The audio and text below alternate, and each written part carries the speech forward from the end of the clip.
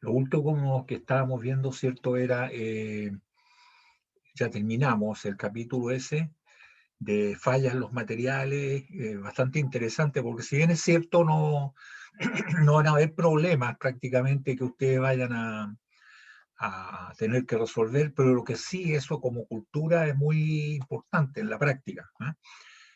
Esto de los factores de seguridad, esto de la concentración de esfuerzo principalmente, lo más interesante, ¿eh? La concentración de esfuerzo. Ojalá que eso quede bien internalizado para no cometer errores como son los que se cometen hoy en día en la práctica, ¿ya? Bien, lo que vamos a ver hoy día es el comportamiento elástico lineal de los materiales, ¿eh?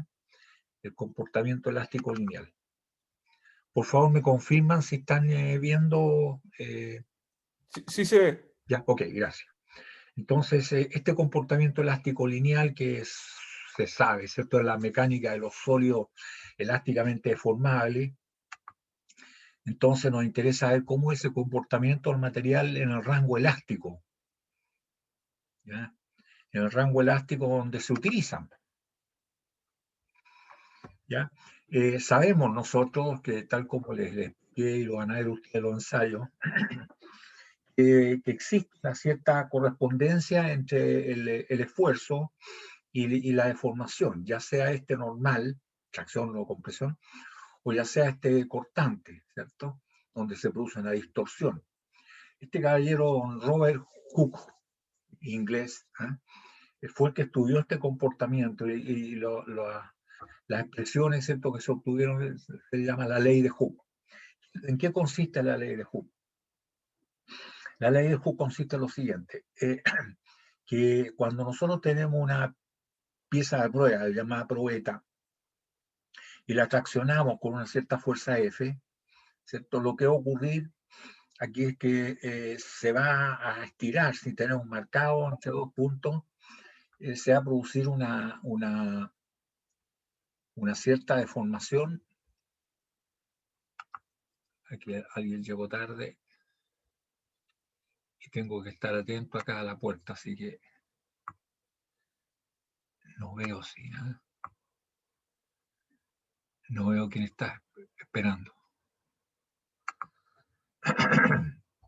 Se produce entonces un alargamiento cuando hay tracción y de manera que nosotros tenemos que, ante un esfuerzo, en este caso un esfuerzo de tracción, que es la fuerza partido por A sub 0, se produce una deformación unitaria delta L, perdón, una deformación que es delta L partido por L sub 0, es unitaria, el tanto por uno, ¿ya? Entonces, al graficar esto, ¿cierto? Al graficar el esfuerzo versus la deformación, tenemos el diagrama que estuvimos conversando la sesión pasada y la antepasada. Este es el diagrama característico. Para los materiales metálicos, más o menos así con el comportamiento, ¿eh? Distintos para los plásticos, para los acrílicos, por ejemplo, que se estiran así y llega a una parte donde empiezan a ceder como la fluencia, fluyen. Cuando las máquinas de ensayo eran con carta, con papel, pues ya se gastaba harto papel aquí porque hasta que finalmente llegaba a cierto un punto donde empezaba a subir rápidamente y se rompían. Así se comportan los plásticos y los elastómeros, que son las gomas, tienen una cosa media, una cosa así más o menos la curva, ¿cierto? Y después acá como una especie de parábola para arriba, ¿sí? En la forma son distintas de los materiales metálicos. Esto que está aquí es un material metálico. Y el material metálico se ve.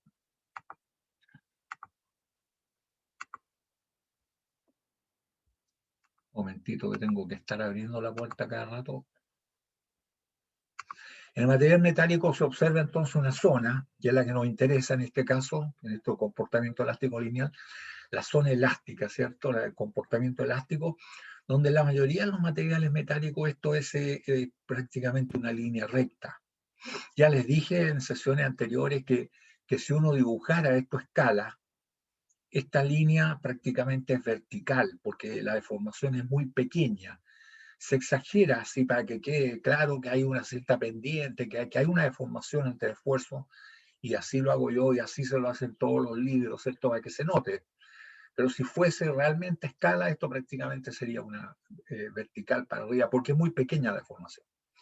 Lo que nos interesa entonces es que en cualquier parte de este rango la pendiente es constante, y esa pendiente es el módulo de elasticidad. De manera que tenemos que el módulo de elasticidad es igual al sigma dentro del rango elástico partido por el épsilon. Vale decir, ¿cierto?, que el sigma, que es igual a la fuerza partido por A sub 0, ¿cierto? Sigma partido por épsilon. El sigma es la fuerza partido por A sub 0, y el épsilon es delta L partido por L sub 0, por eso que aparece acá arriba. Pero nosotros nos damos cuenta que A sub 0 es constante, y L sub 0 también es constante. Por lo tanto, nosotros podríamos decir que el módulo de elasticidad es la fuerza partido por lo que se deforma, el delta L, lo que se estiró, y esto multiplicado por una constante, L sub 0 partido por A sub 0. ¿Por qué digo esto? Porque en realidad las máquinas no entregan sigma versus épsilon, sino que entregan fuerza versus delta L, pero aquí nos damos cuenta si la fuerza partido por delta L es multiplicado por esto, que es una constante, entonces nosotros podríamos decir que el diagrama de sigma versus épsilon, ¿cierto?, es proporcional al valor de fuerza partido por delta L. ¿Ya? Eso es bueno tenerlo en cuenta. De manera que acá tenemos nosotros que aquí una expresión para la pendiente, que es el módulo de elasticidad, que es igual a la fuerza partido por delta L multiplicada por esta constante, que es L sub 0 partido por A sub 0. Pero si ustedes se fijan, esta expresión la podemos arreglar y nos queda que la fuerza es igual al módulo de elasticidad multiplicado por A sub 0 partido por L sub 0. Y todo esto es una constante. El módulo de elasticidad es constante en el rango elástico. El A sub 0 es constante, ¿cierto? Y el sub 0 también es constante. Por lo tanto, todo esto es una constante multiplicado por delta L. Y esto nos sugiere que el comportamiento del material, que es como un resorte en el rango elástico, ¿cierto?, es lo mismo, ¿cierto?, que cómo se comporta el resorte, porque la fuerza es igual a la constante de resorte multiplicado por lo que se desplaza, el delta L. O sea, esto que está aquí es la constante de resorte de una barra, ¿cierto?, que es sometida a tracción. Esta es la constante de resorte. Donde se ven los elementos que son, uno, la rigidez, claro, lógicamente, para la constante de resorte la rigidez. Mientras más grande sea la rigidez, el módulo de elasticidad, ¿cierto?, es más grande la constante de resorte. Y acá está la forma, esto es intrínsecamente el material. Acá está la forma, que es el delta L partido por A sub 0, ¿cierto? De manera que están los dos elementos acá. El valor intrínseco de oposición a ser deformado que tiene el material, y acá está lo que corresponde a la geometría. ¿Ya? Esto es lo que se opone a que se sea formado. Además que esta es la constante K de un resorte, esto se comporta igual con un resorte, con una constante K más o menos elevada. Pero esto es lo que se llama la ley de Hooke, porque esto nos permite, ¿cierto?, si nosotros somos capaces de medir la deformación y tenemos, ¿cierto?, el largo original, medimos el delta L, nosotros podríamos, ¿cierto?, llegar a determinar, tenemos la relación entre la fuerza y la deformación. Esta es la constante K de resorte, de manera que la fuerza es igual a esa constante multiplicada por la deformación. Y esto nos va a permitir, ¿cierto?, resolver problemas que estáticamente eran indeterminados, que no podíamos resolverlo en la mecánica, no los podíamos resolver porque el número de ecuaciones era superado por el número de incógnitas, y eso no se puede resolver. ¿Ya? Que han expresado en función de, pero, y hasta ahí no me llegábamos, indeterminación estaba, ¿cierto? Pero en cambio, metiendo la relación entre la fuerza y la deformación, que es la ley de Hooke, ¿cierto? Y cuando estamos hablando de deformación, inevitablemente nos vamos a tener que meter con ecuaciones geométricas, ¿ya? Entonces estaríamos agregando nuevas relaciones para poder resolver los problemas que en mecánica del cuerpo rígido no los podemos resolver, y eso es lo que se llama la resolución de la indeterminación estática. Para eso sirve, entre otras cosas, la ley entonces de Hooke. Pero hay más.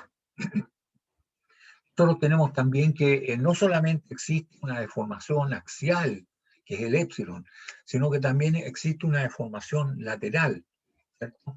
Si nosotros tenemos un elemento así cargado axialmente, como nuestra modesta pletina que vimos, ¿cierto? ¿Sí? Y está cargada en tracción, nosotros nos damos cuenta, y no hay esfuerzo en el plano de esfuerzo X, tampoco hay esfuerzo en el plano de esfuerzo Z, solamente hay en el plano Y. Lo que le va a ocurrir a esta parte, ¿cierto?, de este elemento, es que se va a producir un alargamiento en la dirección por ley de Hooke. Por ley de Hooke, habiendo un esfuerzo que es de tracción, ¿cierto? Ahí en usted la puntita de la flecha, se va a producir un alargamiento. De manera que nosotros, de acuerdo a la ley de Hooke, nosotros podemos decir cuál es la relación entre el esfuerzo y la deformación que ha experimentado. Pero junto con eso producido por ley de Hooke. Pero aquí aparece otra cosa, porque esto, además de estirarse en el plano, en la dirección, ¿cierto?, que estamos aplicando el esfuerzo, y lógicamente alargamiento, si extracción será acortamiento, sería negativo la deformación, si compresión. Aquí lo que ocurre, fíjense que mientras esto se produce un aumento del largo, ¿cierto?, un delta Y, se produce sin que haya esfuerzo, no hay esfuerzo en el plano de esfuerzo X que este, pero sin embargo se achicó, se achica, ¿ya? O sea, esta probeta que tenemos nosotros acá, ¿cierto? Esta probeta junto con estirarse, porque tracción, lateralmente se achica, disminuye el diámetro, ¿ya? Y eso es cierto, la deformación lateral. Profe, ¿Sí? ¿esa deformación en la probeta es igual a lo largo de toda la probeta o hay partes que se vuelven más delgadas que otras? Ya hay parte y parte. Efectivamente, en el ensayo de tracción, yo elaboré esto en la punta que tiene acá. Está ahí en el Moodle, en el Moodle. En un comienzo, cuando estamos en esta parte de que es el rango elástico, la deformación es más o menos homogénea. O sea, significa que se estira esto y disminuye la sección en forma más o menos homogénea. Pero ya sobrepasando el punto el límite elástico, la deformación se concentra en algún punto bien específico, ¿eh? Y se forma hay una parte que se empieza a estirar más y a deformar más lateralmente, ¿eh? Se concentra y por eso que la probeta se acintura en alguna parte, se produce una restricción de área, una achica, ¿eh? Se concentra, pero eso comienza a ocurrir desde este punto y viene a ser visible a la vista, de acuerdo a los ensayos que en los videos, no sé cómo estarán los videos hoy en día, puede estar medio gastado, pero se nota, ¿cierto?, que una vez que alcanza este punto en el diagrama, aquí ya se empieza a ver dónde se produce la restricción de área, que se produce en cualquier parte, eso no hay ninguna, ¿sabe?, que se produce en el medio, no, se produce en cualquier parte. Pero eso va a ser visual aquí físicamente cuando hayamos llegado a este valor de este punto.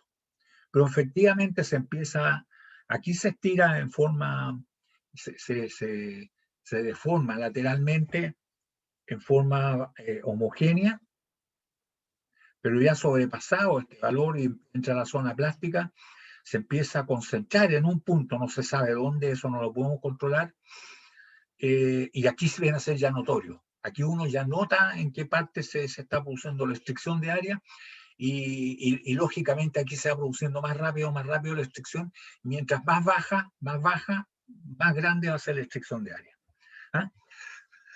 ¿Satisfecha la duda? Sí, sí. Ya, ok. Estamos entonces que se produce entonces una deformación lateral. La deformación axial acá es producto de la ley de Hooke, ¿cierto? Pero esta deformación lateral no tiene nada que ver con la ley de Hooke. ¿Por qué? Porque no hay esfuerzo, ¿cierto? Entonces nosotros tenemos que, efectivamente hay deformación axial, que el delta L, que es este delta Y partido por el delta Y mayúscula, que es el largo original, ¿cierto? Esto se debe a la ley de Hooke. Esta es una deformación de la ley de Hooke, porque hay esfuerzo sigma sub Y. El sigma sub Y produce el epsilon sub Y. Pero aquí hay epsilon sub X y no hay sigma sub X. Entonces, ¿cierto? Lo que ocurre acá, efectivamente hay deformación, porque esto se achicó, entonces se achicó un delta X, ¿cierto? Y tenía un largo original delta X mayúscula, y ve que hay deformación, pero no hay esfuerzo. Entonces, esta deformación se debe a esta otra deformación. Habiendo deformación en la dirección Y, también se va a producir una deformación en dirección X, una deformación lateral, sin que haya esfuerzo. Y esto se debe entonces a lo que fue lo que estudió este caballero Poisson. Entonces dice, esta deformación lateral, donde no hay esfuerzo acá, ¿cierto? Se produce y es Poisson veces lo que ocurre en dirección Y. ¿Qué significa eso? Y con signo negativo. Significa que si en dirección Y esto se estira, es positiva la deformación unitaria, en X, que no hay esfuerzo, fíjense que no hay esfuerzo, o sea, no podemos decir la ley de Hooke, no está corriendo aquí la ley de Hooke, sin embargo, lateralmente hay una deformación y es contraria, es negativa. O sea, si esta extracción, ¿cierto? Y se estira, esto se achica. Y este es el módulo Poisson. Ahora, esto es interesante porque el módulo de elasticidad varía para los distintos materiales, ¿cierto? El acero es 2,1 por 10 elevado a 6, ¿cierto? Kilogramos de fuerza partido por centímetro cuadrado.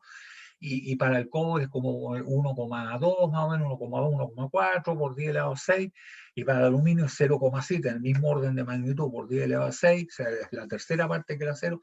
Sin embargo, este módulo de Poisson para la mayoría de los metales metálicos, ya sea acero, distinta calidad, sea cobre, sea aluminio, sea fundición, esto más o menos es 0,3 el módulo Poisson. Varía, pero en la centésima y en la milésima.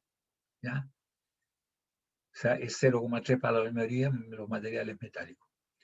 O sea que si aquí se estira algo, acá se achica 0,3 veces el Poisson lo que se estiró acá, unitariamente. ¿Ya?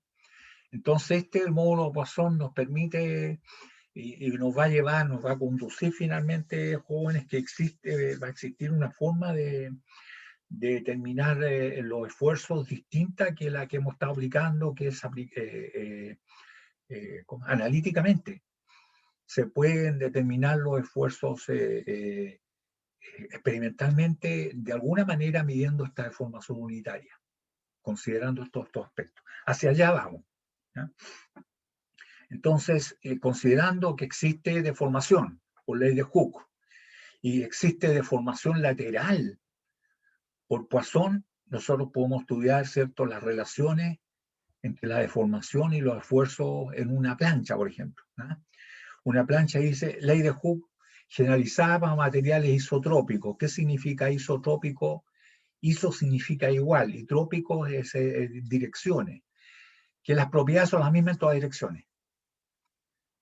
Una plancha no es un material isotrópico, porque ustedes saben, la plancha viene de un trozo, ¿cierto?, de acero, que es más o menos cuadrado, y los pasan por laminadores y los obligan a deformarse, de manera que tiene distintas características en la dirección de laminación que en la dirección transversal. Incluso más, si ustedes tienen una plancha y la doblan, ¿cierto?, transversal a la fibra que se ve de laminación, que es el largo. Por ejemplo, las planchas suelen ser de 1 por 3, me parece que son.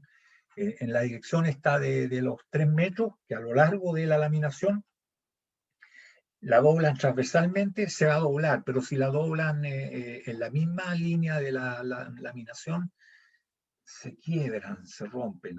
¿Qué significa eso? Que no tiene la misma ductilidad. ¿eh? Entonces, cuando se obtienen los materiales comercialmente para vender los perfiles, las planchas, qué sé yo, ya no son materiales isotrópicos, porque por el mismo hecho de haberlos fabricado, construido, se han producido deformaciones que le quitan esa propiedad isotrópica, ya no tiene las mismas características en todas direcciones. La ductilidad no es igual. ¿Y cómo se obtiene la isotropía? haciéndole el tratamiento térmico del ¿cómo se llama? Uno es el revenido cuando uno se templa y el otro es se deja dentro del horno, el recocido. El recocido. El recocido, ¿cierto? Les quita esa anisotropía. ¿Eh? Aquí vamos a pensar qué material es isotrópico, que tiene las mismas características en todas direcciones. ¿Qué es lo que ocurre entonces en este caso? Fíjense que tenemos una plancha ahí donde digamos que el sigma sub z es 0, no hay esfuerzo en Z. Pero sí hay esfuerzo en dirección X y sí hay esfuerzo en dirección Y. Y acá tenemos los largos de las planchas, que esto es un DX, es un elemento, y acá es un DY, son los largos. De manera que está siendo cargado tanto en direcciones, y lógicamente por acá también, ¿cierto? Igual que acá abajo, eso no se ha dibujado.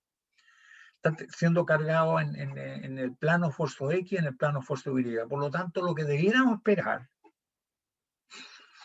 si lo estudiamos por separado, que este elemento se estire cuando está actuando el esfuerzo en el plano esfuerzo X, sigma sub X. Se va a estirar desde aquí hasta acá. Y eso se debe a la ley de Hooke, ¿cierto? Por lo tanto, esta deformación que desde aquí hasta acá, ¿cierto? Esa, como es debido a la ley de Hooke, va a ser sigma X partido por E multiplicado por el largo original, porque esto es unitario, y el largo original es de X. O sea, todo esto que se estiró este elementito, es la ley de Hooke, es esto. Pero junto con eso, ¿cierto? Además de estirarse hasta acá, se achicó acá, por Poisson. Si todavía nos consideramos el esfuerzo sigma sub y, después lo vamos a considerar.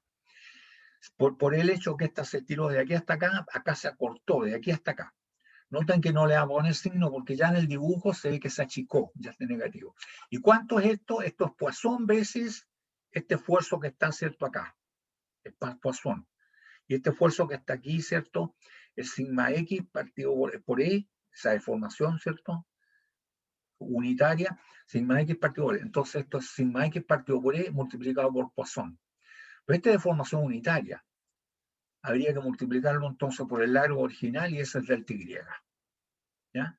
Entonces, mientras este se estiró de aquí hasta acá, lateralmente debido a este esfuerzo sigma sub X, se achicó de aquí hasta acá. Ahora coloquemos el sigma sub Y. Si ahora actúa sigma sub Y, esto se va a estirar desde aquí hasta acá debido a la ley de Hooke. Ahí está. Si ustedes se fijan, ahí está anotado. Desde aquí hasta acá se estira por este esfuerzo sigma Y, y esa deformación es sigma sub Y partido por E, ley de Hooke, y esto unitario multiplicado por el largo original, que es delta Y. Entonces ahí tenemos físicamente cuánto se alargó. Pero ahora, por este esfuerzo, acá se achica Poisson veces, ¿cierto? Entonces, de aquí hasta acá, aquí quedó la dimensión final, esto que está acá, la dimensión final, se achicó entonces de aquí lo que se había estirado con el sigma sub X, se achicó hasta acá. Y esto se da Poisson. Poisson, entonces, si ustedes se fijan, multiplicado por la formación unitaria que produce la ley de Hooke, ¿cierto? En dirección Y, sigma sub Y partido por E, y esto multiplicado por el largo original, ¿cierto? Que es de X. Ahora, todo esto que está acá, ¿cierto? Nosotros ahora lo podríamos hacer geométricamente, porque aquí podríamos decir, mire, sigma sub X partido por E y por dx es igual a epsilon sub X por dx más Poisson sigma sub Y partido por E y multiplicado por dx, que es lo que está acá. Lo mismo podemos hacer acá. Nosotros podríamos decir que sigma sub Y partido por E y multiplicado por dy, el largo original, es igual a epsilon Y por dy más Poisson veces sigma sub X partido por E y por dy. Entonces tendríamos las dos expresiones. Ahí están las dos expresiones. ¿Eh? Y no es nada más que una cuestión geométrica. Pero al mirar las dos expresiones, nosotros podríamos decir, oiga, aquí el largo, podemos simplificar por el largo original, que era esto. Y acá también podemos simplificar por el largo original, ¿cierto? Dividimos en ambos miembros por el largo original. Y enseguida podríamos despejar el epsilon sub X en la de arriba y el epsilon sub Y en la de abajo. ¿Cómo nos queda? nos queda que el epsilon sub x es igual a 1 partido por e, factor común de sigma sub x menos Poisson veces sigma sub y. Claro, esto más o menos comprensible, ¿cierto? Se va a formar en dirección x primero por ley de Hooke menos Poisson, lo que ocurre en el plano en perpendicular. ¿Ya? Y también podemos despejar, ¿cierto?, que el sigma sub y análogamente 1 partido por e factor común de sigma sub y menos Poisson veces lo que ocurra, ¿cierto?, el esfuerzo que actúa en el plano esfuerzo x. Entonces, jóvenes, ¿qué significa esto? Que nosotros podríamos, a través de la medición de las deformaciones en dirección X, en dirección Y, y conociendo las constantes elásticas del material, que es el módulo elasticidad y el módulo Poisson, que prácticamente es 0,3, nosotros podríamos llegar a determinar cuánto vale sigma sub X y cuánto vale sigma sub Y experimentalmente, ¿ya? Porque habría que medir de alguna manera epsilon sub X y epsilon sub Y. Ahora, esta ecuación la podemos extender ya ahora al espacio, porque podríamos decir, bueno, ¿y qué es lo que pasa en dirección Z? En dirección Z, ¿cierto? No hay esfuerzo, por lo tanto no actúa la ley de Hooke, pero sí actúa Poisson 2 veces, porque en dirección Z se achica debido a lo que se estiró acá por ley de Hooke en dirección X, se achica entonces en dirección Z, y en dirección Z también se vuelve a achicar por lo que se estiró en dirección Y. O sea, se achica 2 veces. ¿Qué significa eso? Que va a ser el epsilon sub Z va a ser 1 partido por E menos Poisson por sigma sub X menos Poisson por sigma sub Y, ¿cierto? Y sería más sigma sub Z, que es igual a 0, ¿cierto? Entonces no aparece acá. ¿Eh? Acá sacamos un factor con un Poisson, ya que no existe el sigma sub Z, y nos queda entonces esa expresión. Y ahora, aquí hicimos esto, podríamos extendernos con estas mediciones al espacio, tridimensional. Supongamos que el sigma sub Z sea distinto de 0, que tenga un valor, o sea que esto está siendo cargado, ¿cierto?, en las 3 direcciones, tridimensionalmente. Entonces es fácil suponer, ¿cierto? Ahí va a decir que en el espacio vamos a tener que el epsilon sub X, la deformación unitaria 1 partido por E, factor común de sigma sub X, donde actúa directamente ley de Hooke, menos Poisson veces lo que actúa en dirección Y, sigma sub Y, menos Poisson veces sigma sub Z. El epsilon sub Y es 1 partido por E, factor común de sigma sub Y, ley de Hooke, menos Poisson veces el esfuerzo en Z y menos Poisson veces el esfuerzo en X. Y finalmente, el epsilon sub Z es 1 partido por E, factor común de sigma sub Z, ley de Hooke, menos Poisson veces sigma sub X menos Poisson veces sigma sub Y. En estas expresiones que son en el espacio, si nosotros llegamos y decimos, pero en este caso el que estamos especial, el sigma sub Z es 0, nos queda esto que está aquí, podemos sacar factor común Poisson y nos queda la misma expresión que teníamos delante, ¿ya? Y aquí sigma sub Z 0 desaparece este término y desaparece este término, ¿ya? Y nos queda lo mismo que llegamos nosotros. O sea, esto sería en el espacio, ¿ya? Ahora en el plano, ya con sigma sub Z igual a 0, ¿cierto? Ahí tenemos las expresiones, tenemos epsilon sub X tal como los vimos y el epsilon sub Y, pero podríamos despejar el sigma sub X y el sigma sub Y de estas expresiones que tenemos acá, de estas dos, de esta que está aquí, ¿cierto? Esta, y de esta, si ustedes se fijan, de estas dos expresiones, tenemos sigma sub X, tenemos sub Y, X, Y, y no hay más, de manera que nosotros podríamos despejar de estas dos cuánto vale el sigma sub X y cuánto vale el sigma sub Y, de estas dos. Lo hacemos. Y nos quedaría esto, que el sigma sub X va a ser igual a E partido por 1 menos Poisson al cuadrado, factor común de epsilon sub X más ahora Poisson veces epsilon sub Y, y sigma sub y es igual a E partido por 1 menos Poisson al cuadrado de epsilon sub y más Poisson veces epsilon sub x. Noten ustedes que si nosotros conocemos las constantes elásticas, conocemos el módulo de elasticidad y conocemos Poisson, que aproximadamente 0,3, ¿cierto? Varía la centésima en la milésima de metal en metal, bastaría con medir la deformación unitaria epsilon sub x y epsilon sub y para conocer los esfuerzos sigma sub x y sigma sub y. Estamos, ¿cierto?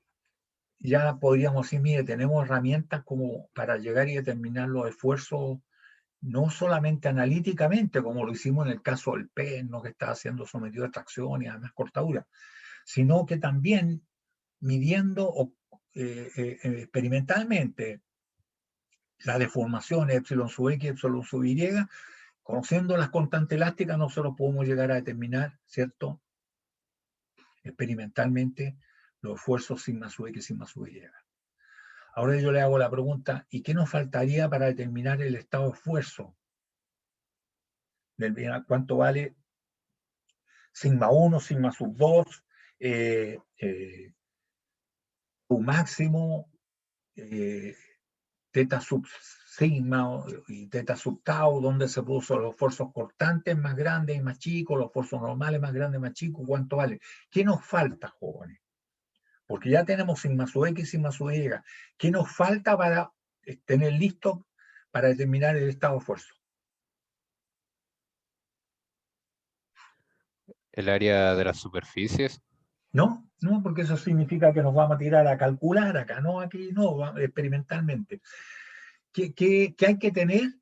Que lo hemos hecho a través del círculo Mohr incluso, ¿qué hay que tener para construir el círculo Mohr? ¿Qué hay que tener para determinar sigma 1, sigma 2, tau máximo, tangente de 2 teta sub 0, teta sub sigma y tangente de 2 teta sub tau? ¿Qué nos falta? Los ángulos de esfuerzo. No, los ángulos se pueden determinar, por eso digo, para determinar cuánto vale sigma sub 1, sigma 2 sub 2, tau máximo, arco tangente de 2 teta sub sigma, tangente de 2 teta sub tau, ¿qué nos falta? ¿Qué hay que tener? La geometría. La geometría, ¿no? ¿No? No. Experimentalmente, no vamos a calcular nada acá, sino que experimentalmente. Ustedes se dan cuenta, para construir el círculo de Mohr, ¿qué datos necesitamos? Para determinar cuánto vale sigma sub 1, sigma sub 2, tau máximo, ¿qué datos necesitamos? El esfuerzo cortante. Cortante, el esfuerzo cortante, el tau XY, ¿sí? Efectivamente. O sea, nos está faltando solamente cómo determinar el tau XY para ver si ya tenemos sigma sub x, sigma sub y el tau XY. Ahora podemos construir el círculo Mohr, nos podemos tirar calculándolo analíticamente y vamos a llegar a sigma sub 1, sigma sub 2, tau máximo, el teta sub sigma y teta sub tau, qué sé yo, que son los planos donde actúan los esfuerzos normales, máximo y mínimo, y los planos donde actúan los esfuerzos cortantes, máximo y mínimo, que son iguales pero con signo contrario. Ya, eso, nos falta entonces el tau XY. Hacia allá va la puntería ahora. ¿Ya? ¿Cómo se determina el tau XY? Primero, ¿cierto? Primero hay que tener la rigidez cortante. La rigidez cortante es eso que nos relaciona, ¿cierto? Ya lo vimos anteriormente. De la misma manera que el módulo de elasticidad relaciona el esfuerzo sigma con la deformación epsilon, ¿cierto? A través de ese E, del módulo de elasticidad, ¿cierto? El módulo rigidez. También existe la rigidez cortante que nos relaciona el tau con el gamma, con la deformación angular. O sea, es la pendiente del diagrama tau versus gamma. ¿Ah? Igual que la otra es la pendiente del diagrama de sigma versus epsilon en el rango elástico. Y esta rigidez, que es la rigidez cortante, se le asigna la letra G, el módulo elasticidad la letra E, ¿cierto? ¿Y cómo se obtiene? ¿Cómo la determinamos? Porque aparece tabulado lo que se conoce el módulo de elasticidad. Ustedes miran los libros y va a aparecer el módulo de elasticidad para los distintos materiales, pero no aparece el módulo de rigidez. Entonces, ¿cómo se puede obtener? Nosotros tenemos que el tau, primero G es igual a tau partido por gamma, de manera que si nosotros somos capaces de medir gamma y conocemos cuánto vale G, nosotros vamos a tener el tau. O sea, si tenemos el gamma XY, la deformación que se produce entre los planos X y Y, la distorsión, ¿cierto? En radianes, lo multiplicamos por G y vamos a obtener el tau XY. Hacia allá vamos. O sea, hay que medir de alguna manera el gamma XY, veamos cómo se determina el G primero. ¿Sí? El G se puede determinar, el módulo de rigidez constante, de la siguiente manera. No vamos a hacer todo el desarrollo. En el apunte aparece, en el apunte, pero acá vamos a saltarnos toda la parte, ¿cierto? Pero sí voy a explicar cómo se obtiene. Si nosotros tenemos un elemento que aquí se tracciona con un cierto esfuerzo sigma sub 1, que es igual numéricamente al sigma sub 2, pero es en compresión. Fíjense que son iguales, sigma 1 igual a sigma sub 2. Aquí en 45 grados se van a producir, ¿cierto?, los esfuerzos cortantes máximos. De manera que ese elementito que está ahí, ¿cierto?, que es un cuadrado, que está en 45 grados, se va a ver sometido, ¿cierto? Aquí está con los esfuerzos y este acá, ¿cierto? En realidad, este elementito se va a ver con un esfuerzo cortante tau aquí, tau acá, tau acá y tau acá. De verdad que, y no va a tener esfuerzos normales en estos planos, ¿eh? No tiene esfuerzos normales, ¿ya? Entonces, ¿cuál va a ser la deformación que va a experimentar el cuadrado que está aquí en 45 grados? Lo que va a pasar es que en esta dirección X se va a estirar, en cambio en dirección Y se va a achicar. Y eso debido al tau. Si nosotros somos capaces, ¿cierto?, de relacionar esto que está aquí, lo que se va a estirar aquí, dividido por esto, que es la mitad del diámetro, ¿cierto?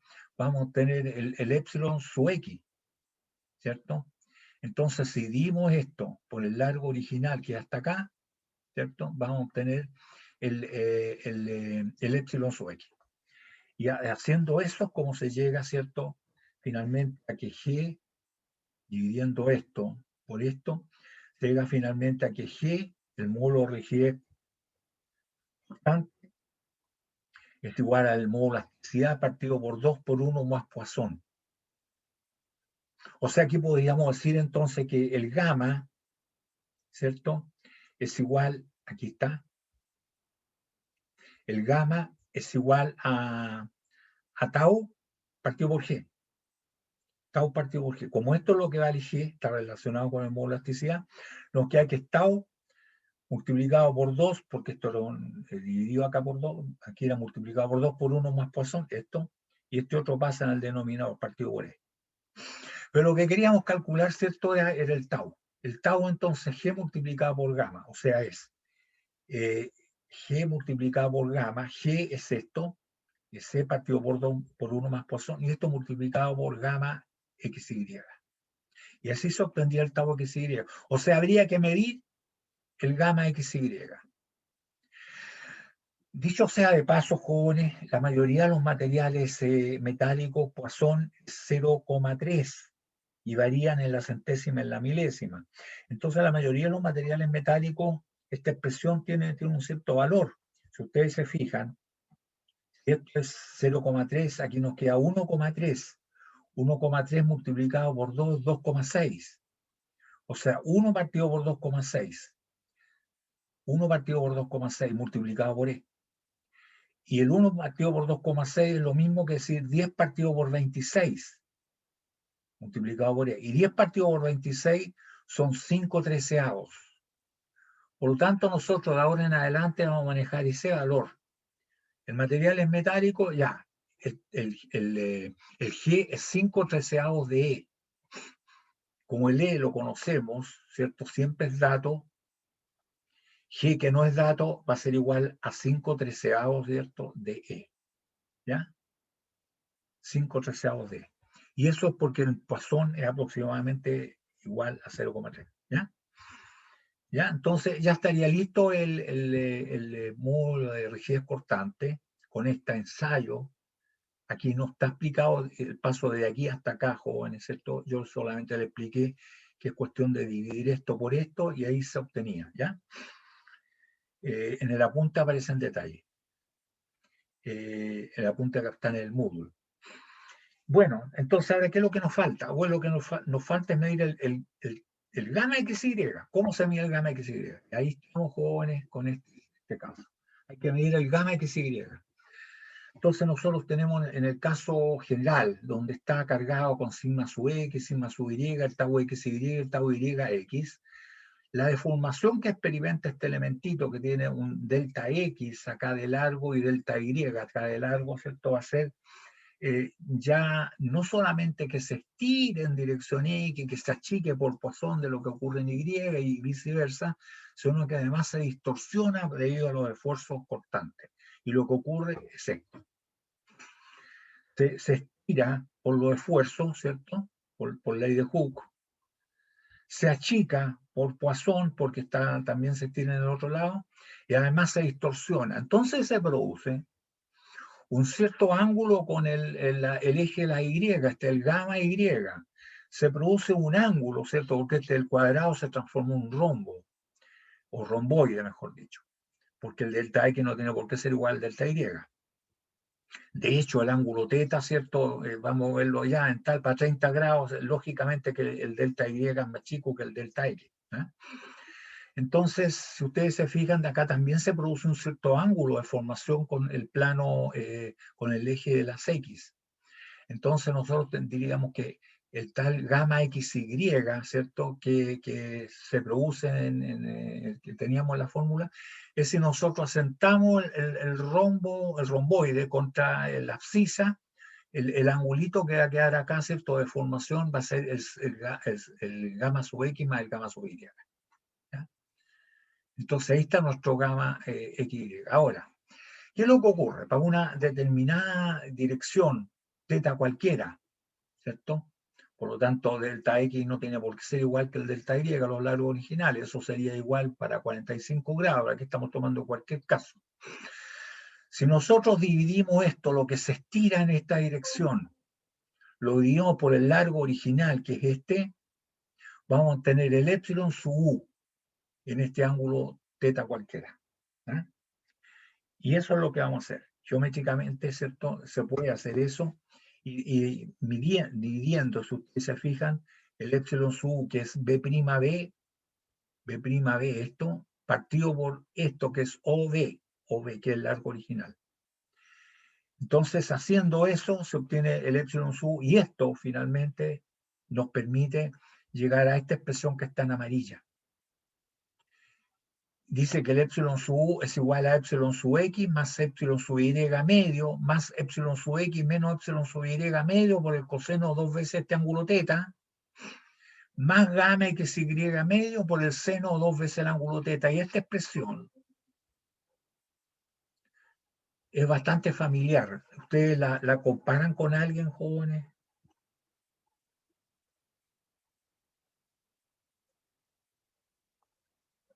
Esta expresión que está acá, ¿la comparan con algo? ¿Le es familiar?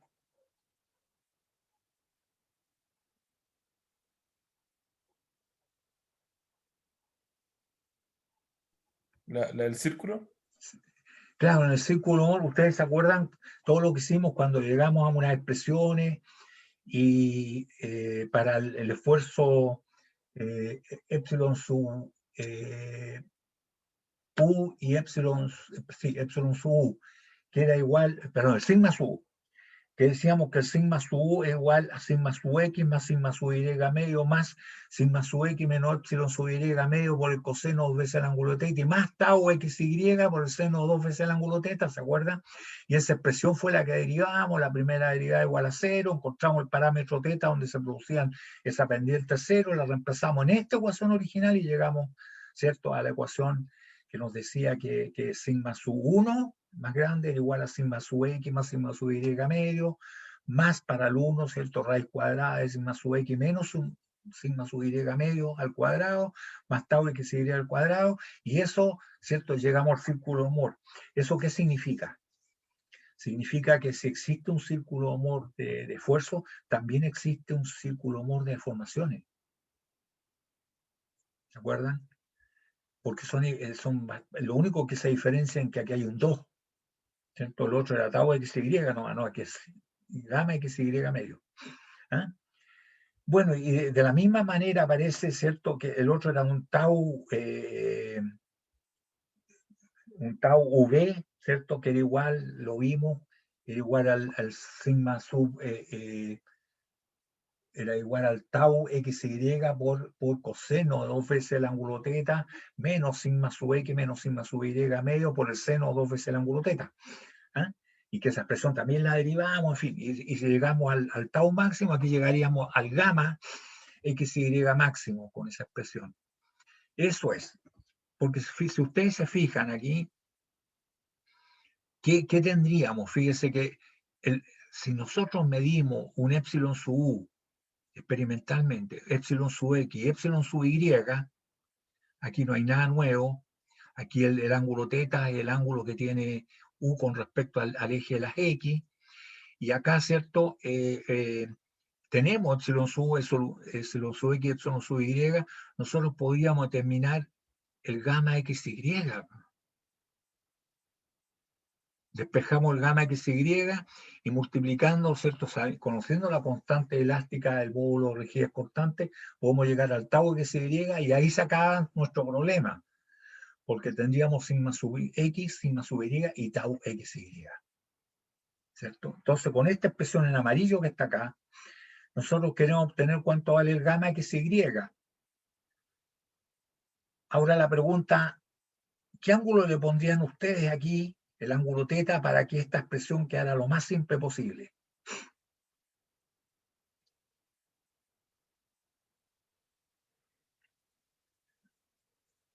¿Qué ángulo teta? ¿En qué ángulo teta se nos simplifica bastante? Ya sabemos que entre X y Y hay 90 grados. Nos interesa entonces el ángulo teta, que hay en esta dirección donde vamos a medir la deformación epsilon sub u con la dirección X. ¿Qué ángulo teta le pondrían ustedes para que esto quedara simple? 45. 45 grados. Porque 2 veces 45 es 90 grados y coseno de 90 es 0, desaparece toda esta expresión, todo esto, y acá esto va a ser 1. Entonces, ¿qué significa? Que midiendo epsilon sub u, midiendo epsilon sub x, midiendo epsilon sub y, nosotros podemos despejar, ¿cierto? Para 45 grados directamente cuánto vale el gamma XY. Eso es, eso es. ¿Ah? Entonces, ¿cierto? 45 grados, ¿cierto? Y bueno, aquí la explicación, ¿cierto? Lo mismo que ocurrió anteriormente. Tenemos para deformación máxima, para la deformación cortante máxima, y las tangentes ocurre lo mismo. Si podríamos trabajar, no lo vamos a hacer, pero antiguamente uno trabajaba con el círculo Mohr también de deformaciones, no, pero sí nos sirve para eso que recién les dije. Aquí está. Aplicando, ¿cierto? Para medir las deformaciones, estos elementitos que son medidores, ¿cierto? De deformaciones, los strain gauge, ¿ah? Que son unas estampillitas, son una resistencia eléctrica. Uno puede medir la deformación en las direcciones que quiera y pega estos elementos, ¿cierto? De manera que podemos medir entonces epsilon sub x sobre y y epsilon sub u. Con estos tres datos y conociendo las constantes elásticas podemos determinar sigma sub x, sigma sub y tau xy. Conociendo el ángulo teta, que por construcción, porque uno no va a estar colocándola y lo más probable es que en vez de 45 grados nos quede 44 grados. ¿Ah? Es muy difícil que lo vayamos a dejar exacto. ¿Ah? Entonces, ¿cierto? Nosotros hacemos eso con estos elementitos que son resistencias eléctricas que se colocan en dirección X, en dirección Y y en dirección U. Ya viene preparado esto, el fabricante lo hace, solamente deja unas marquitas para que uno pueda pegar esto. ¿Y con qué se pega? Con cianoacrilato, que son estos elementos, pegamentos que se desarrollaron con motivo de la cohetería, ¿cierto? Cuando estaba la carrera espacial. Esos son cianoacrilato. ¿Ah? Se pega. Y estos elementos, los strain gauge, lo que mide uno no mide la deformación, sino que a través de la medición del cambio de resistencia eléctrica determina la deformación. O sea, lo que hay que medir es el cambio de resistencia eléctrica. Y los cambios de resistencia eléctrica no es fácil medirlo. Estos se miden a través de una configuración que ustedes la conocen, el conocido, que es el puente de Wheaton. El puente de Wheaton entonces nos permite, claro, de acá, ¿cierto? Si nosotros tenemos 45 grados, el seno de 90 es 1, el coseno de 90 es 0, se nos simplifica esa ecuación que está en amarilla y nos queda esto, ¿cierto? Desaparece un término que está con coseno, y esto es el seno de 2 teta de 90 grados 1, así que nos queda así. Se despeja el gamma XY, ¿cierto? Y el gamma XY nos queda que es igual a 2 epsilon sub u menos epsilon sub x y menos epsilon sub y. O sea que, conociendo, ¿cierto? El epsilon sub u, el epsilon sub x y el epsilon sub y, nosotros podemos llegar entonces a tener el gamma XY. Y teniendo el gamma XY, nosotros determinamos que el tau XY es igual al gamma XY multiplicado por G. Entonces, tenemos que el tau XY es igual al gamma XY multiplicado por E partido por 2 por 1 más Poisson, o 5 terciados de E, si quieren ustedes. El sigma sub X ya llegamos a la expresión y el sigma sub Y también llegamos a la expresión. Y ahí queda total y absolutamente definido el estado de fuerza.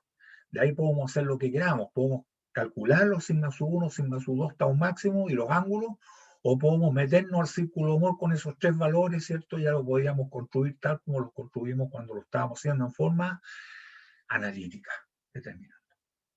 ¿Ya? Ahora un poquitito más de esto de los strain gauge, que no es para consulta, para preguntarlo en la prueba, ni nada de eso, sino que es cultura. Y es interesante, jóvenes, ojalá lo puedan profundizar, porque en la industria actual se utiliza mucho esto, no solamente para medir esfuerzo, puede ser para medir presiones en estanque, porque el estanque con el líquido que tiene adentro, ¿cierto? Va a producir deformaciones muy pequeñas, ¿eh?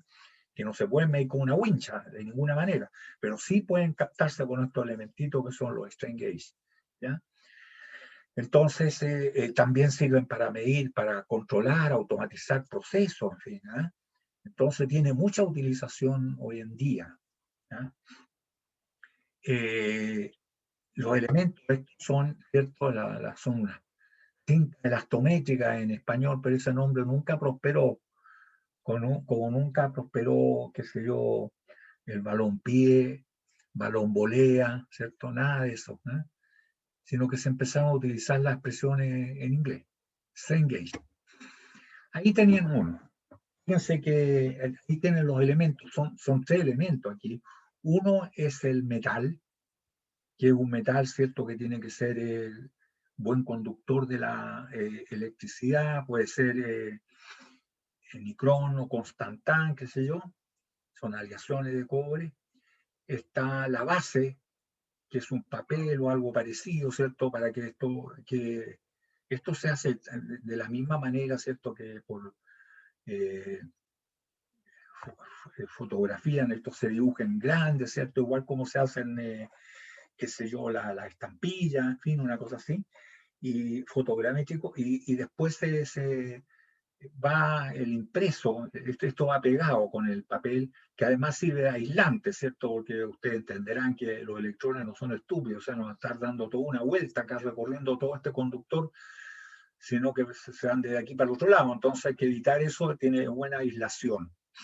De manera que no vamos a tener un tallarín, una cuestión larga, sino que puede, en esta dirección está hecho este para medir, ¿cierto? De manera que recorre todo esto, ¿cierto? Hasta que llega acá, ¿ya? Y aquí tiene para pegarlo, para que quede en la dirección correcta, ¿ya? Como experiencia les puedo decir, jóvenes, que la primera vez que yo pegué un strain gauge hace muchos años atrás, hay todo un procedimiento, hay que lijar, hay que dejarlo pulido, pero muy fino, con una lija, qué sé yo, doble, triple cero, una cosa así, y después hay que limpiarlo con alcohol, en fin, que no quede huella, la grasa que uno tiene en los dedos, no debe tocar esto, no se debe tocar. Y con freón 2, este mismo lo que tienen los refrigeradores, me acuerdo que se le pasaba con un algodoncito, el algodón tenía que salir inmaculado, perfectamente limpio. Y después se presentaba esto, para eso son las marquitas, uno tenía que rayar en la pieza, ya sea con lapigrafito, yo rayé con la punta del compás, podía ser pues como un rallador. y después pegué, para pegar uno lo presenta, le coloco un scotch, y después levanta el scotch, le echa la gotita del pegamento y después lo aplasta y cuenta, qué sé yo, unos cuantos minutos y ya pegaste. Y después cuando medía no se veía la continuidad. Y no se veía la continuidad, jóvenes, para que vean que no es chiste esto, que es bastante delicado, porque la rayita de la rebaba del que yo tracé con el rayador, con la punta de un compás, me había cortado el strain gauge, que a simple vista lógicamente no se veía, hubo que mirarlo con un microscopio para ver la rayita. Estos strain gauge, desde aquí hasta acá, jóvenes, en muchos casos no son más allá de 1 centímetro, ¿eh? De 1 centímetro, así para que ustedes vean más o menos lo que ocurre. Entonces, estos son los famosos elementitos que hay distintos. ¿Eh? Por ejemplo, para que quede perpendicular, lo más probable es que quede la melcocha, entonces ya vienen preparados así. Esto es lo que se llama una roseta. Ustedes se fijan, esta roseta tiene para medir deformaciones en dirección X, en dirección Y y en dirección U, que son 45 grados, pero también pueden ser 60 grados, ¿cierto? En fin, en este caso 45 grados. ¿Ya? Ese es el strain gauge que les hablaba yo, en 90 grados, justo ahí está. Entonces se pega toda esta estampilla y cada uno de estos se conecta a un puente de Wheaton. Cada uno de estos, de manera, ¿cierto?, que conecta de esa manera. Y tenemos, que está dibujado acá, jóvenes, una probeta, tal como las probetas de los ensayos, donde aquí esta es la dirección en que se aplica la carga y se coloca directamente un strain gauge, y acá se coloca uno transversal. Y este está pegado a una rama del puente de Wheaton. Acá está la configuración puente de Wheaton, y este otro se conecta a esta otra rama. Y ven que nosotros tenemos R1, R2, R3 y R4, donde son activos R1 y R2, y no de la misma forma, porque en esta dirección ocurre Poisson veces lo que ocurre en esta otra. Entonces esto es lo que se llama un medio puente. La gracia que tiene el medio puente es que mientras más elementos hayan, es mejor la resolución. Para los...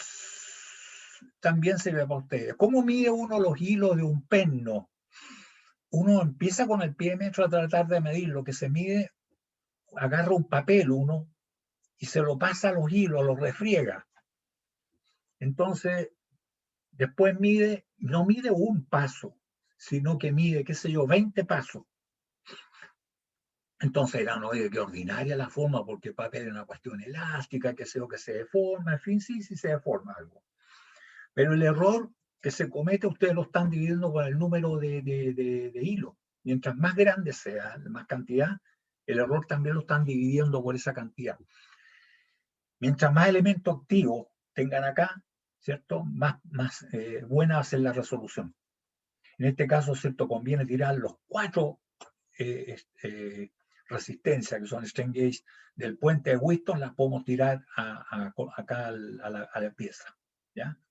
Entonces, esta es la configuración puente de Wheaton, ¿cierto? Y acá, si ustedes se fijan, está la excitación, ¿cierto? Aquí y acá está la señal. Cuando el puente está balanceado, que R1 es R2 como R3, R4, hay 0 diferencia potencial entre los dos puntos. Pero si uno de estos o dos comienzan a sufrir deformaciones, ¿cierto? Y este se estira, si se estira la resistencia de todas estas, se estiran, aumenta la resistencia, porque ustedes saben que la resistencia eléctrica es proporcional al largo, pero también por Poisson se disminuye la sección, pero ustedes también saben que si disminuye la sección, aumenta la resistencia, ¿cierto? ¿Sí? Entonces los efectos estos son sumatorios.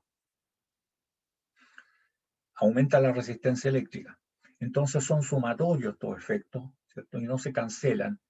Y acá ocurre todo lo contrario, entonces también colabora al desbalanceamiento del puente, ¿ya? Entonces esto es cómo se trabaja, jóvenes. Lógicamente no es un puente tan ordinario como este, tiene otras cosas, filtros, qué sé yo, para eliminar los ruidos, que se llama, ¿cierto? O el pasto, ¿eh?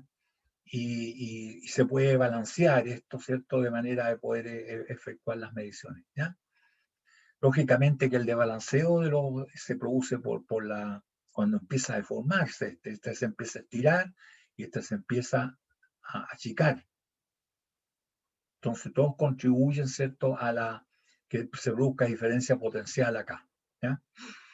Entonces el instrumento no es tan simple, tiene lógicamente esta configuración de puente de Wheaton, pero es más complicado que esta. Entonces ahí están jóvenes, esto lo que son los llamados los strain gauge, que sirven para medir, ¿cierto?, para determinar las deformaciones, ¿ya? Entonces, una vez que uno tiene, digamos, el epsilon sub X, el epsilon sub Y, el epsilon sub U, que sería este en 45 grados, podemos determinar el gamma XY, y si determinamos el gamma XY, determinamos el tau XY, y si tenemos el tau XY, el sigma sub X, el sigma sub Y, está todo listo. Está todo listo, lo podemos hacer si quieren con la calculadora, analíticamente, lo podemos hacer con el círculo Moore, gráficamente, y el resultado, lógicamente, va a ser el mismo. O sea, midiendo las deformaciones en 3 direcciones, con un strain gauge, y conociendo las constantes elásticas del material, tenemos determinado el estado de fuerza, ¿ya? Y eso es interesante conocerlo, ¿verdad? Que sí existe en la práctica, y estos strain gauge no solamente sirven, ¿cierto?, para medir esfuerzo, para medir estado de fuerza, sino que sirven para otras cosas, ¿no? Sirven para automatizar procesos. Las plazas de pesaje es una plataforma grandota que tiene celdas de carga, que son unos elementos metálicos que tienen pegados estos strain gauge.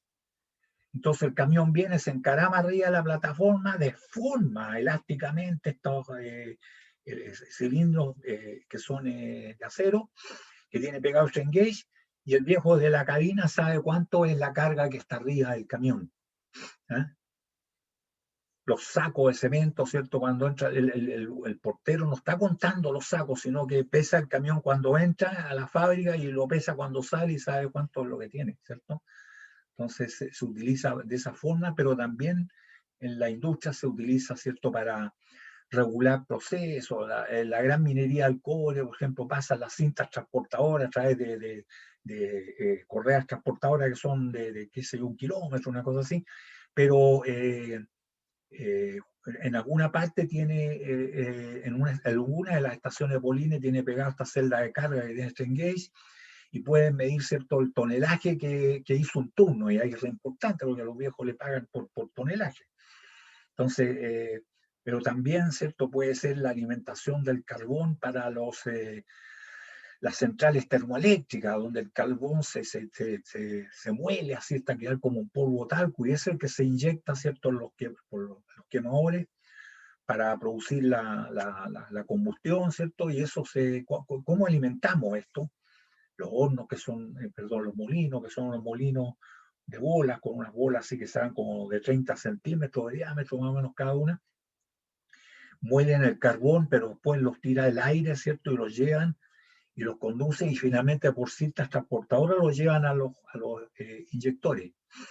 Y eso tenemos que tener cuidado, no meterle mucho carbón o no meterle poco carbón. Entonces eso se regula mediante los strain gauge. Entonces esto regula muchas veces, automatiza los procesos. Por eso que era el interés, jóvenes, ustedes no van a...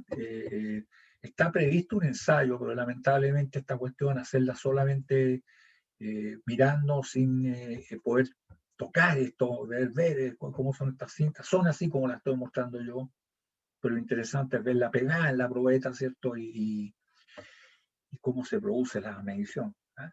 Entonces los 3 elementos que hay acá es el metal, que es realmente la resistencia, está el aislante, que además sirve para mantener la integridad de todo esto, ¿cierto? Y está el pegamento, que son cianoacrilato. Esos 3 elementos son los que están inevitablemente, ¿cierto?, que hay que utilizar para el uso de los strain gauge. ¿Alguna pregunta, jóvenes?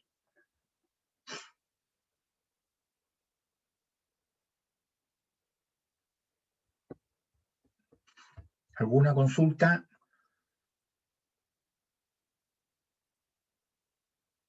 Por lo menos yo no, profe. Ya, ok. Claro, es interesante meterse un poco más en el tema. En los apuntes del ensayo de medición de deformación aparecen más sobre los los strain gauge, que sería interesante que igual para el ensayo van a tener que leerlo. Ya. Bien, ahora, con esto de la ley de Hooke, les dije yo, también sirve para resolver la indeterminación estática, y eso es lo que vamos a hacer ahora, o por lo menos vamos a dejar lanzado esto. ¿Cómo se resuelve, cierto, la indeterminación estática de elementos cargados axialmente? Y el caso que no se puede resolver con las ecuaciones del cuerpo rígido, ¿cierto?, de estática. Entonces nosotros a través ahora determinando, ¿cierto?, la relación entre la deformación, en el rango elástico, cuidado, en el rango elástico, entre la deformación y la carga, vamos a ser capaces de, además la ecuación geométrica, vamos a poder resolver entonces la indeterminación estática. Entonces se dibuja el diagrama cuerpo libre, ¿cierto?, en el procedimiento, se plantea la ecuación de equilibrio mecánico del sistema. Y aquí es donde nos damos de baja y decimos, oiga, no se puede resolver. No se puede resolver, ¿por qué? Porque tenemos 3 ecuaciones, no hay, aquí hay 4 incógnitas, no se puede resolver. ¿Ya? Entonces, se enumeran las incógnitas. El número de ecuaciones de equilibrio independiente es superado, ¿cierto?, por el número de incógnitas. Ahí se dice, esta cuestión está estáticamente indeterminada. Se debe plantear entonces la ecuación de ley de Hooke para cada elemento deformado, suponiendo que se deforman dentro del rango elástico, y la correspondiente ecuación geométrica de deformación, lo que acabamos de ver acá, ¿ya?, hasta lograr igual número de incógnitas que ecuaciones independientes planteadas. Se obtienen entonces los resultados, ¿ya? Entonces las ecuaciones son ecuaciones de deformación, ley de Hooke, pero también ecuaciones geométricas, porque aquí cuando estamos hablando de formación, inevitablemente van a ecuaciones geométricas. Como se ha supuesto un comportamiento elástico del material, ley de Hooke, se debe verificar que no se supere el límite elástico de él, o sea que quede trabajando dentro del rango elástico, o sea, donde existe relación directa entre el esfuerzo y la deformación. O sea, después que uno termina el problema y dice, a ver, ¿será cierta esta cuestión? ¿Sobrepasamos o no los límites elásticos del material? Ah, lo sobrepasamos. Ah, entonces no vale la ley de Hooke, ¿cierto? No vale la ley de Hooke, pero valdrá otra cosa, y eso es lo que vamos a ver aquí. Entonces se determina la fuerza en cada una de las barras que soportan el bloque. Tenemos un problema acá, que es este. Fíjense que este problema es un problema bastante simple. Si tuviera la barra esta que tiene un cierto peso G, justo en el medio homogénea, y está suspendida por 2 barras, por la barra A y por la barra B, nada más. Independiente del diámetro que tenga A, el diámetro que tenga B, de qué material es A, de qué material es B, de qué largo es A, de qué largo es B, independiente de eso, si solamente están estas 2 barras, y esta es una barra homogénea, que tiene el centro de gravedad en el centro, la barra A y la barra B van a estar soportando la misma fuerza A y B. ¿Cuántos jóvenes? ¿Alguien me puede decir cuánto valdrían si fueran solamente 2 barras? ¿Cuánto estaría soportando A y cuánto estaría soportando la barra B? La mitad.